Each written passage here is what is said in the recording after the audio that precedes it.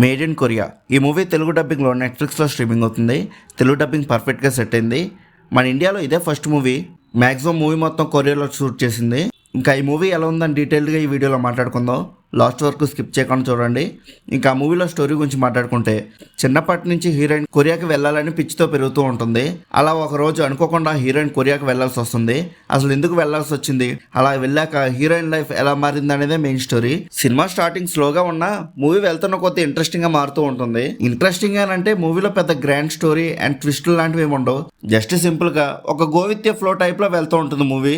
Heroine కొరియాకి వెళ్ళాక ఎలా ఉంటుంది అండ్ అక్కడ ఉన్న వాళ్ళ ఫ్రెండ్స్ ఎలా అయ్యారు అనేది అంతే. స్క్రీన్ ప్లేలో కూడా ups and downs and complicated స్టోరీలా కాకుండా సెటిల్డ్ గా హీరోయిన్ క్యారెక్టర్ బేస్ మీద వెళ్ళిపోతూ ఉంటుంది సినిమా.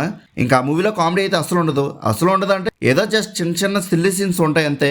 మరీ అంతకు మించి కామెడీ అయితే ఎక్స్పెక్ట్ చేయొద్దు, చేస్తే డిసప్పాయింట్ అవుతారు. అండ్ మూవీలో ఎమోషనల్ సీన్స్ చాలా బాగా వర్కౌట్ అయ్యాయి స్టార్టింగ్ లో అండ్ మూవీ ఎండింగ్ లో. ఇక్కడ కూడా సేమ్ సీన్స్ లో మరీ ఎక్కువ ఎమోషనల్ పెట్టకుండా సెటిల్డ్ గా చూపించారు. ఎంతవరకు చూపిస్తే బాగుంటుందో అంతవరకే అన్నట్టుగా.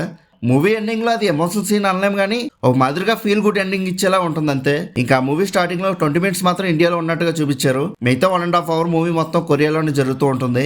ఇంకా క్యారెక్టర్స్ పెర్ఫార్మెన్సెస్ గురించి మాట్లాడుకుంటే అందరూ చాలా బాగా చేశారు. సాంగ్స్ అండ్ బీజిఎమ్స్ అయితే సీన్స్ కి తగ్గట్టుగా పర్ఫెక్ట్ గా సెట్ అయ్యాయి.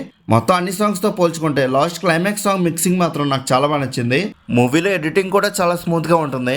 ఇంకా ఓవరాల్ గా మూవీ ఎలా ఉందని అడిగితే నాకైతే అబవ్ యావరేజ్ గా అనిపించింది. జస్ట్ ఏదో టైం పాస్ కోసం ఒకసారి ట్రై చేయొచ్చు, బోర్ కొట్టకుండా అలా వెళ్ళిపోతూ ఉంటుంది మూవీ. మీరు కూడా ఈ మూవీ చూస్తుంటే మీకు ఎలా అనిపించిందో కింద ఉన్న కామెంట్ సెక్షన్లో చెప్పండి.